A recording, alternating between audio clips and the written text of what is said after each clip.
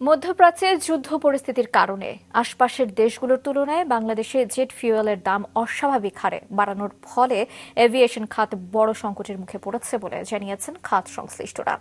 বেসরকারি এভিয়েশন সংশ্লিষ্ট সংগঠন aviation operators association of Bangladesh এওএবির বার্ষিক সাধারণ সভা শেষে সংগঠনের মহাসচিব এসব বিষয়ে সাংবাদিকদের সঙ্গে কথা বলেন। তিনি জানান, হ্যাঙ্গারের অস্বাভাবিক ভাড়া, কাস্টমস জটিলতা সহ নানা সংকট নিয়ে সরকারের সঙ্গে আলোচনার উদ্যোগ নেবেন তারা।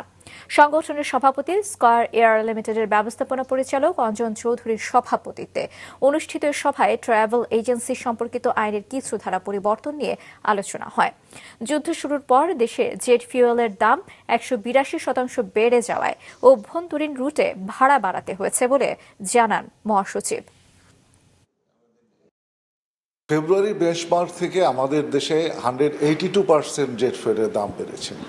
আমরা যেটা দেখেছি, নেপালে বেড়েছে 18%, মালদ্বীপে বেড়েছে 24%, পাকিস্তানে প্রথমে বেড়েছিল 24, পরে সেটা 49% বেড়েছে, কিন্তু আমাদের হারে বৃদ্ধি অন্য কোথাও হয়নি। বর্তমানে আমাদের 227 টাকা প্রতি লিটারে জেট ফুয়েল কিনতে হচ্ছে। তার মানে যদি আমার 182% বেড়ে যায়, সেই অনুপাতে কিন্তু 100%-এর মতো আমাদের অপারেশন খরচ বেড়ে যায়, যেটা আমাদের